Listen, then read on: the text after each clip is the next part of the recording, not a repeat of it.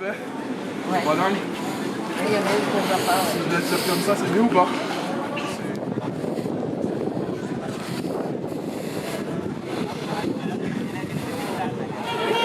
Avec le peuple palestinien, sans solidarité avec le peuple palestinien, sans solidarité avec le peuple palestinien, sans solidarité avec le peuple palestinien.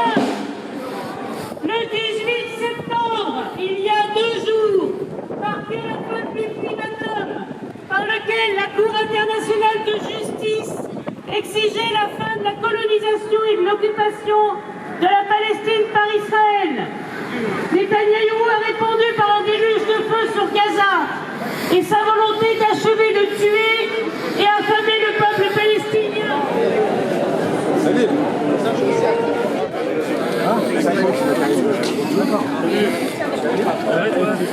La solidarité des socialistes, c'est le droit de la mairie aux communistes.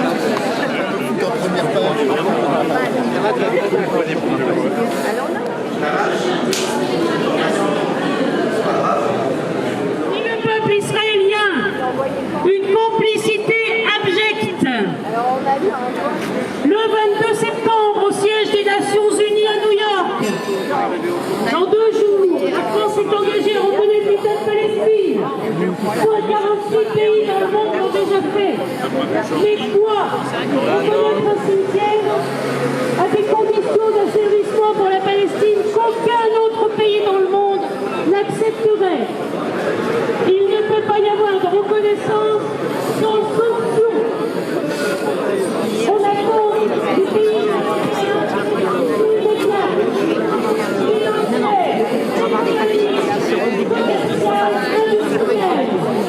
on attend la suspension de tous les accords d'association avec 3 millions d'histoires rasées et détruites.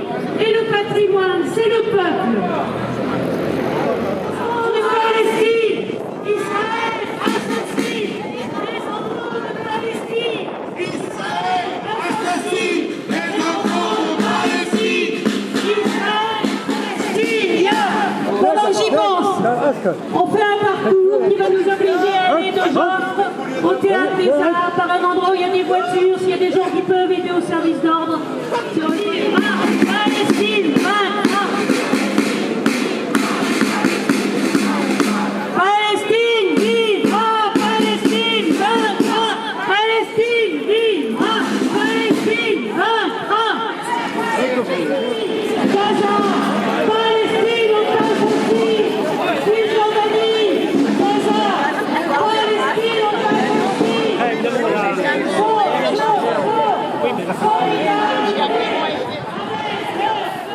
Mais il faut cependant poser la question de savoir quel est cet État que la France s'apprête à reconnaître.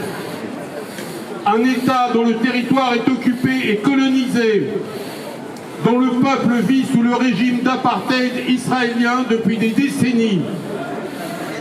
Un État dont la moitié du peuple est réfugié ou en exil, parce qu'Israël refuse de reconnaître son droit au retour, pourtant voté par l'ONU en 1948.